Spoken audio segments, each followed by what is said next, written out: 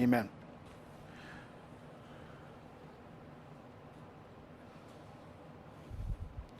Looking at Genesis 42, verses 1 through 11, we are seeing that Joseph's brothers are coming down into Egypt because of the severe famine in the land.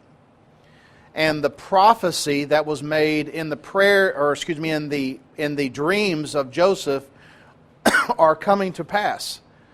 As we looked at last week, verses 1 through 11 of Genesis chapter 42, when Jacob learned that there was grain for sale in Egypt, he said to his sons, "Why do you look at one another?" And he said, "Behold, I have heard that there is grain for sale in Egypt. Go down and buy grain for us there, that we may live and not die." So the drought was severe. Jacob is saying, "Why are you standing around looking at one another? There is grain in Egypt. You need to go down there and get some so we can live." Verse 3. So 10 of Joseph's brothers went down to buy grain in Egypt, but Jacob did not send Benjamin, Joseph's brother, with his brothers, for he feared that harm might happen to him. Thus the sons of Israel came to buy among the others who came, for the famine was in the land of Canaan. So that's a long travel from the Canaan area. If you look at a map and going down into the Egyptian area, that is a long trip even by car today. It's not a very easy trip. And so they're going in a caravan, and so it's a very difficult journey. There's a severe drought. Verse 6, now Joseph was governor over the land. He was the one who sold to all the people of the land, and Joseph's brothers came and bowed themselves before him with their faces to the ground. Now, notice that God, through His providence, is bringing about the fulfillment of the prophetic dream. You know, Joseph is not commanding them to bow before him. They are doing it because they are before a high official. They don't know it's Joseph at this time, but they're paying homage to Joseph providentially in the will of God, as the dreams had said so many years prior when Joseph was still among them. And now they are bowing down before him with their faces to the ground. Verse 7, Joseph saw his brothers and recognized them, but he treated them like strangers and spoke roughly to them, said, "Where do you come from?" And they said, "From the land of Canaan to buy food." Verse 8, Joseph recognized his brothers, but they did not recognize him. Now, why would his brothers not recognize Joseph? We've discussed this before.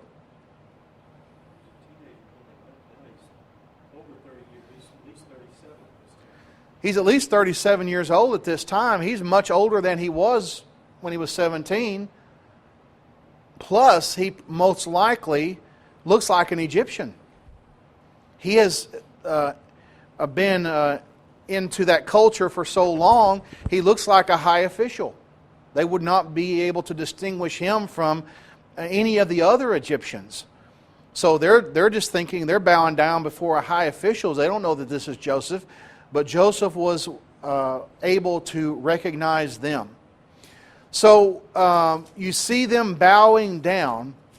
In chapter 43, you see the brothers are sent away with the food, and there's some testing that goes on, chapter 43 and 44.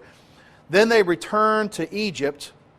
Then this brings us to chapter 45. There's a lot of good material in these chapters, but for our purpose of studying providence, we're going to skip over them and go to chapter 45. In chapter 44, again, you see that Joseph is testing his brothers.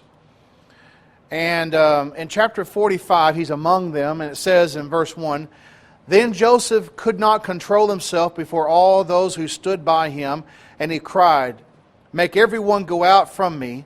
So no one stayed with him when Joseph made himself known to his brothers." He at this time is going to make himself known.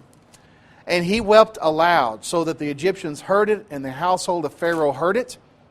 Verse 3, "And Joseph said to his brothers, 'I am Joseph. Is my father still alive?'" He is now letting them know, "I'm Joseph." And he wants to know whether his father Jacob is still alive. But his brothers could not answer him, for they were dismayed at his presence. They were probably very shocked to hear that. They were probably very surprised, and we're going to learn later on, they are going to be very afraid. Because they know Joseph is now in a position where he can retaliate. He could have them put to death just like that, and it would be no problem whatsoever. But Joseph is not going to be seeking vengeance. Verse 4, so Joseph said to his brothers, come near to me, please. And they came near, and he said, I am your brother Joseph, whom you sold into Egypt. Verse 5, and now do not be distressed or angry with yourself because you sold me here, for God sent me before you to preserve life. Now you see here Joseph is saying, this is the providence of God. You sold me into Egypt. That was a bad thing. You don't do that to your brother. But God was at work. He sent me before you to preserve life. Verse 6. For the famine has been in the land these 2 years, and there are yet 5 years in which there will be neither plowing nor harvest. And God sent me before you to preserve for you a remnant on earth, and to keep alive for you many survivors. Verse 7 and verse 5 are verses of the providence of God that are showing forth God's providence. God has sent me before you to preserve you. Now Joseph can look back on what happened to him and say, okay, God was at work. That's what those dreams meant. Now God is at work to preserve you. Now when he was going through all of those things, did he think, okay, God's at work, God's doing this, No. There's no way he could know what was going on. And it took years and years and years for those things to be fulfilled. But it was fulfilled. It had a purpose. It had a point. Them hating him, causing him to be sold into Egyptian bondage through the travelers, the caravan that was going down into Egypt, that had a point. While Joseph was going through it, he didn't know what the point was. Joseph being in Potiphar's house, being the head servant in Potiphar's house, that was training for him for a later process of being in charge of Egypt, the whole nation. That was a point to that, but he didn't see it at that time. For him to be accused of rape, to try to, for Potiphar's wife to make that false accusation, for him to go into prison, that had a point. But Joseph didn't know what that point was. For him to be accused, for him to be to rise to a prominent place even within the prison, for those two individuals, the cupbearer and the baker, to be there, for those dreams to be interpreted, that again had a point. But Joseph did not know while he was going through it what it was. You see, when we see things in just pieces and remnants, we cannot see the big picture. But God can. God sees the big picture. And so a person says, well, why is this going on in my life? Why is this happening in my life? I don't understand this difficulty. I don't understand this. But when you put it all together, then you can see the whole picture. And God is the one that sees the whole thing and knows where the pieces go and the purpose of those pieces. So for him to say in verse 7, God sent me before you to preserve for you a remnant on earth and to keep alive for you many survivors. Verse 8, that shows his faith in God and shows his faith in God's providence. Verse 8 says, so it was not you who sent me here, but God. He has made me a father to Pharaoh and lord over all his house and ruler over all the land of Egypt. Hurry up and go up to my father and say to him, thus says your son Joseph, God has made me Lord over all Egypt. Come down to me, do not tarry. God has done this. Notice again this great man of God putting the emphasis on God. God has done this. He didn't say it was because of my skills and my abilities and my management ability. I I climbed the ladder up to this point. He didn't say that. No, God placed me here. You know, Joseph wasn't seeking to be Lord over all of Egypt. He wasn't seeking that, but God exalted him because he was humble. He exalted him for a purpose. And if this drought had killed off Jacob and their family and Joseph, what would happen to the scheme of redemption? There would not be a nation of Israel. There would not be a tribe of Judah. There would not be a King David. There would not be a Jesus Christ. There would not be a church. There would not be salvation. The amazing providence of God. Any questions or comments before we go any further?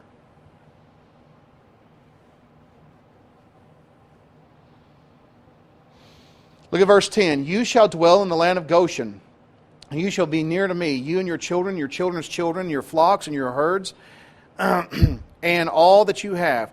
There I will provide for you, for there are yet 5 years of famine to come, so that you and your household and all that you have do not come to poverty. Notice that word provide, verse 11. I will provide for you. Because of God's providence, Joseph was able to provide. That's what the word providence, that's the root word for providence. Provide. So in God's providence, Joseph was able to provide food and a good place for them to settle there in the land of Goshen. Because of God's providence, Joseph was able to provide. Verse 12, and now your eyes see, and your eyes of your brother Benjamin see, that it is my mouth that speaks to you. You must tell your father and all my honor in Egypt, and of all that you have seen. Hurry and bring your father down here. Verse 14, and he fell upon his brother Benjamin's neck and wept, and Benjamin wept on his neck. And he kissed all his brothers and wept upon them. After that, his brothers talked with him. You see the compassion there of Joseph. You know, if Joseph were like so many people today, so many dictators, he'd say, okay, I got you now. Take them out and slaughter them or enslave them. I'll show you, I will seek vengeance on you.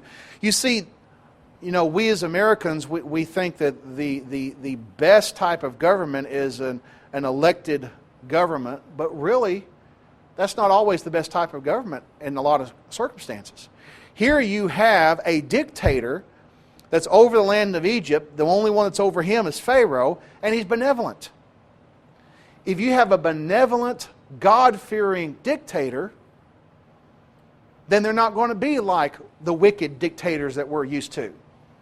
Hitler, Saddam Hussein, the guy down in Venezuela, the wicked, evil dictators. Here's a benevolent dictator. I mean, he is in charge. He has the power of life and death. Yet he's benevolent because he's a God-fearing individual. And so we see here his willingness to not seek vengeance, but to be merciful to his brothers who did him very wrong. Verse 16, when the report was heard in Pharaoh's house, Joseph's brothers have come. It pleased the Pharaoh and his servants. Pharaoh, whichever Pharaoh this might have been, and keep in mind Pharaoh was a title, kind of like king or emperor. He was very benevolent towards Joseph and his family.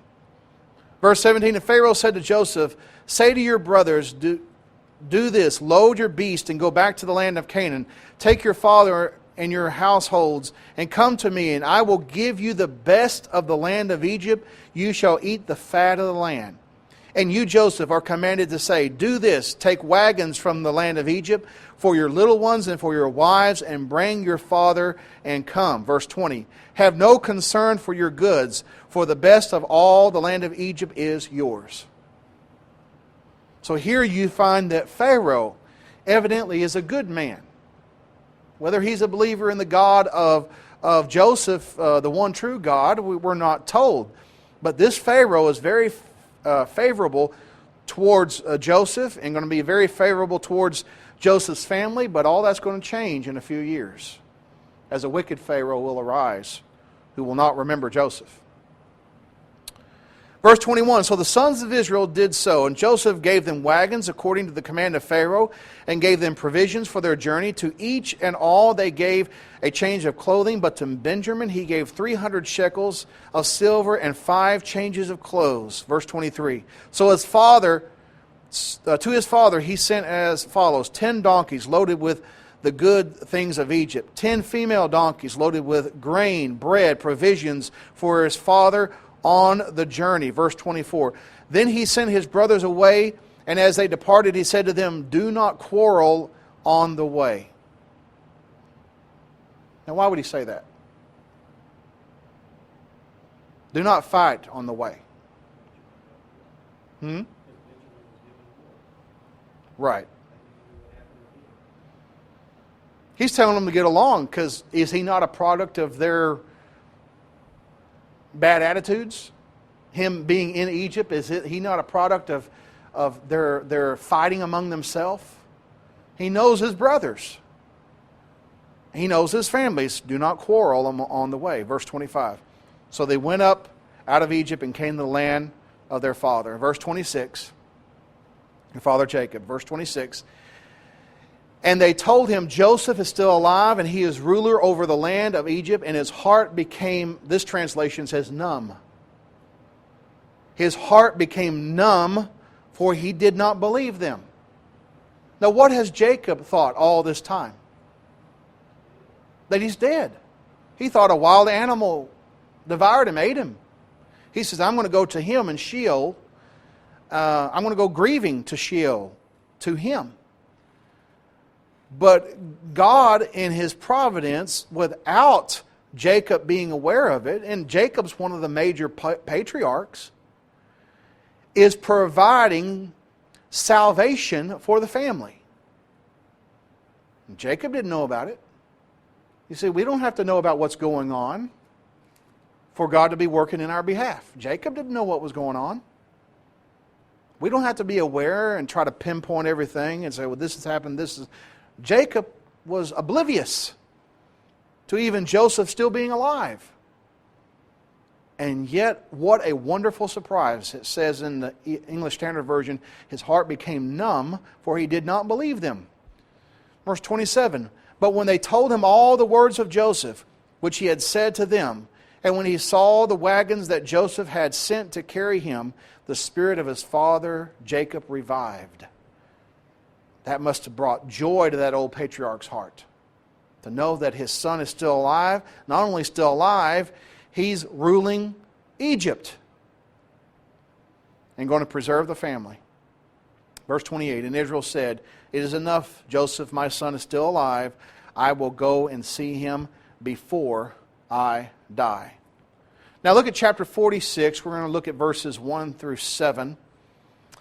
So Israel took his journey with all that he had and came to Beersheba, and he offered sacrifices to the God of his father Isaac. And God spoke to Israel in visions of the night and said, Jacob, Jacob. And he said, here am I. Then he said, I am God, the God of your father. Do not be afraid to go down to Egypt, for there I will make you into a great nation. Remember the promise that was made to Abraham and Isaac. You're going to be made into a great nation. And now that's going to take place in the land of Egypt.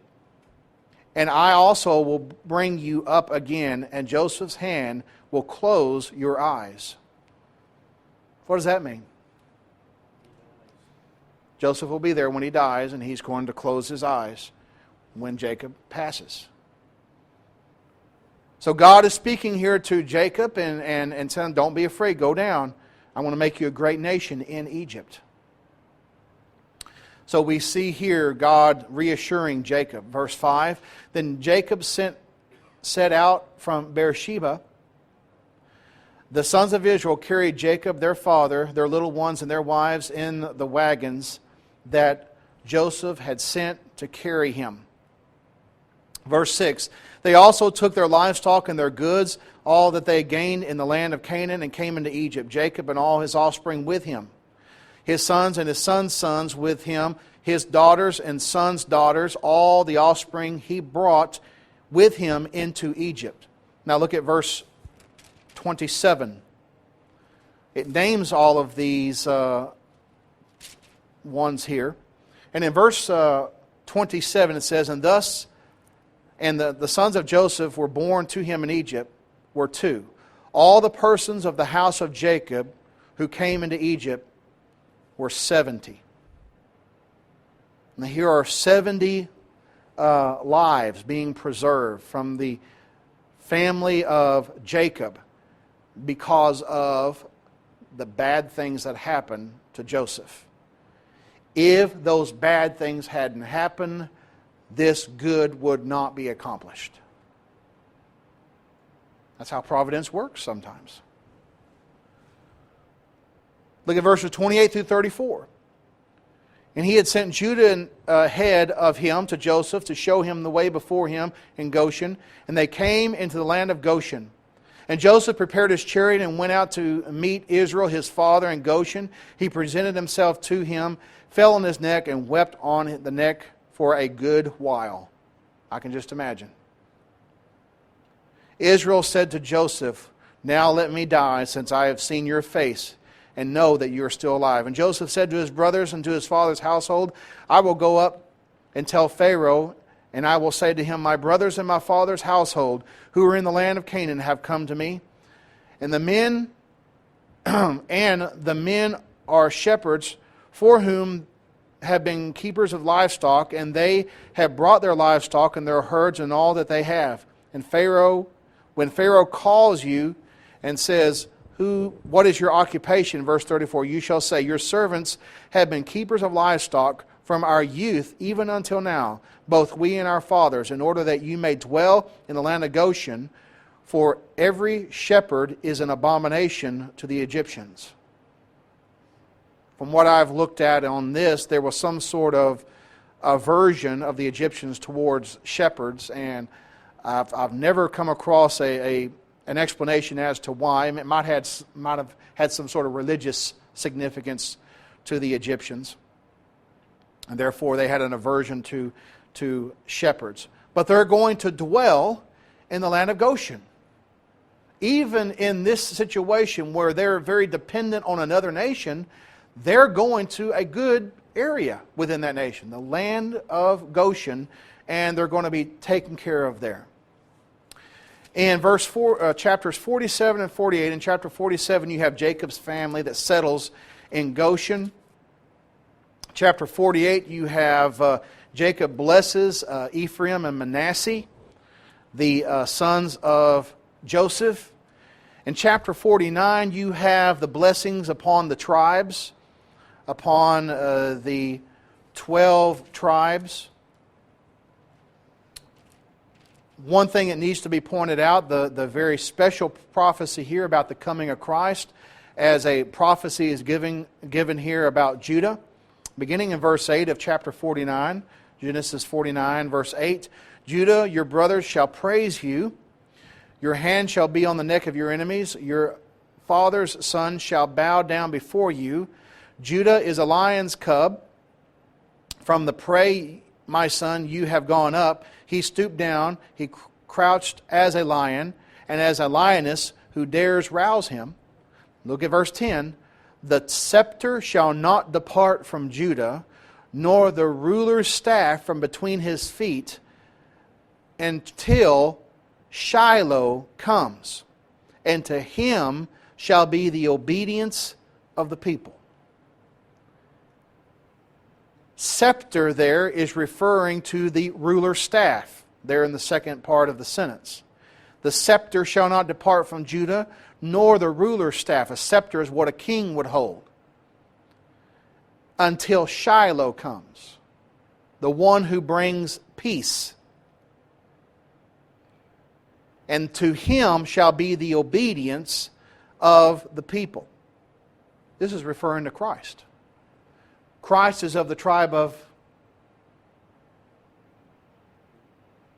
Judah. He's the Lion of the tribe of Judah, the book of Revelation says. He's of the tribe of Judah, the book of Hebrews tells us. So we see here that this is referring to rulership is going to come out of Judah. There's going to be a dynasty of rulers that come out of Judah until Shiloh comes. Shiloh in the Hebrew refers to the one who makes peace. And to him, we're talking about a person, verse 10, shall be the obedience of the people. What does the church do? The church obeys Christ. Christ is the head of the church. We want to go to heaven, we got to obey Shiloh, the one who brings peace, the one who is the ruler. You read Hebrews chapter 1, it says that He is ruling on His throne, and righteousness is His scepter. He rules in righteousness now. So we see that as having been fulfilled in Christ, ruling now as King of Kings and Lord of Lords. There are two very significant prophecies in the book of Genesis that relate to Christ. Genesis 3 and verse 15. He is the one who will crush the serpent's head. The seed of woman, He will come. We learn from that. He'll be a human being. I said two, there's actually three. Genesis chapter 12, He would be of the nation that would come out of Abraham. We learn later on as the nation of Israel. In His seed, all nations will be blessed. We know from Galatians 3, that's we're talking about Christ, a descendant of Abraham, Isaac, and Jacob. So we know of what nation the Messiah would come out of the Jewish nation or the Hebrew nation. And then Genesis 49 and verse 10, we know what tribe. The tribe of Judah. The one who brings peace. The one that the people obey. He will be the one who bears the scepter. And He will be the ruler. So those three very significant prophecies about the coming of Christ ruling over His kingdom are found in the book of Genesis. Now, very quickly, we see here in chapter 49 that Jacob dies and is buried. It says in verse 28, and all the 12 tribes, these are all the 12 tribes, and his father said to him and blessed them, blessing each of them with a blessing suitable to him. Verse 29, when he had commanded them, he said to them, I am about to be gathered to my people. Bury me with my fathers in the cave that is in the field of Ephron the Hittite. I am about to be gathered to my people. Means he's about to go to Hades. He's about to go to Sheol. He's about to go to paradise. That's what gathered with my people means in the book of Genesis. His body is about to be embalmed. They're about to take his body and after that and take it to the land of Canaan. And he would be buried in verse 31. They buried Abraham and Sarah, his wife, and they buried Isaac and Rebekah, his wife, and there they buried Leah.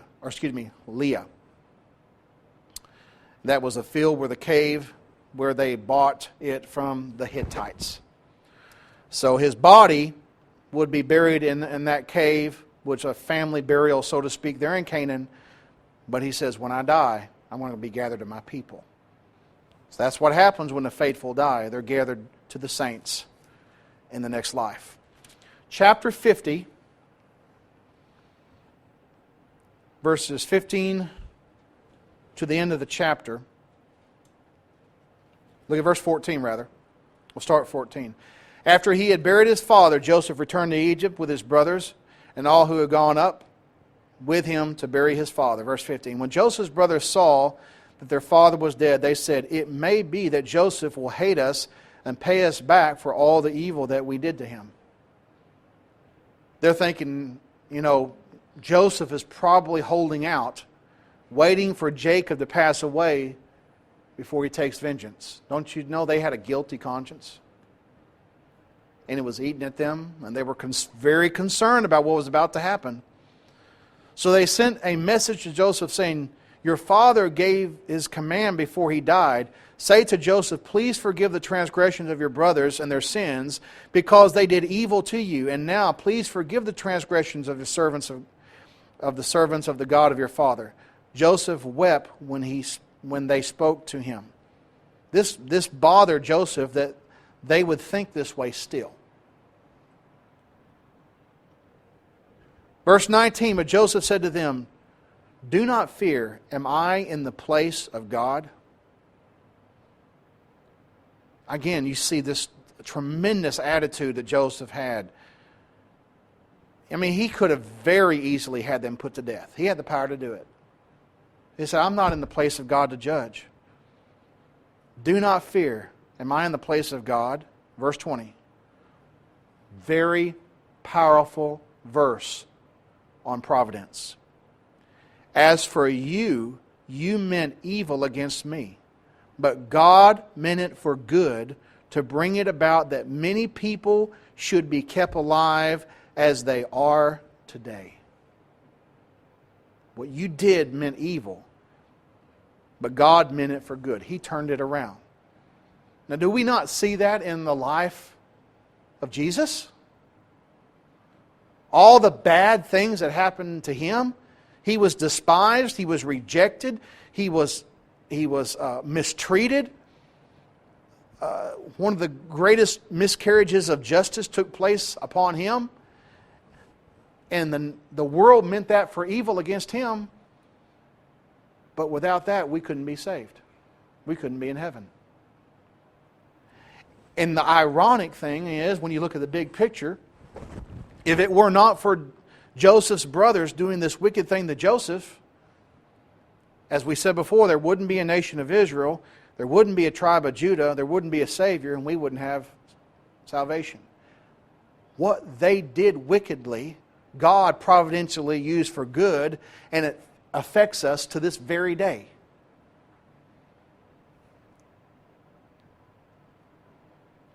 The providence of God is amazing. You look at verse 18. His brothers also came and fell down before him and said, behold, we are your servants. He says in verse 20, as for you, you meant evil against me, but God meant it for good, to bring it about that many people should be kept alive as they are today. So do not fear, verse 21. I will provide for you and your little ones. Thus he comforted them and spoke kindly to them. That's forgiveness. That's an example of forgiveness. That's an example of humility. That's an example of someone who's willing to let bygones be bygones. What a great example we have in Joseph. Look at verse 22. So Joseph remained in Egypt, he and his father's house, and Joseph lived to be 110 years old. Verse 23. Joseph saw Ephraim's children, the third generation. The children also of Micrah, the son of Manasseh, were counted as Joseph's own. Verse 24, and Joseph said to his brothers, I am about to die, but God will visit you and bring you up out of the land to the land that He swore to Abraham, Isaac, and Jacob. And Joseph made his sons, the sons of Israel, swear, saying, God will surely visit you, and you shall carry up my bones from here. In other words, they're going to preserve my body here, but I want to be buried in the promised land. Verse 26. So Joseph died, being 110 years old. They embalmed him, and he was put in a coffin in Egypt. That's it. And so we see a man who trusted in God, who was dealt terrible blows in his life. Terrible things happened to him. But God was using all of those things. Romans 8:28, all things work together for good, for those who love God, for those who are called according to His purposes. And this I pointed out before, and we'll stop on this note. You notice how the book of Genesis ends. Joseph's 110 years old. He's died, and he's placed in a coffin. Death. How does the book of Genesis begin? Life. Everything is good. Everything is very good. Genesis 1. So begins with life, everything perfect, and ends in death with a corpse in a coffin. That's what sin does. That's the result of sin. But through men like Joseph and people doing God's will, God using them, we have salvation through Jesus Christ. We'll start a new study next week, Lord willing. Thank you very much.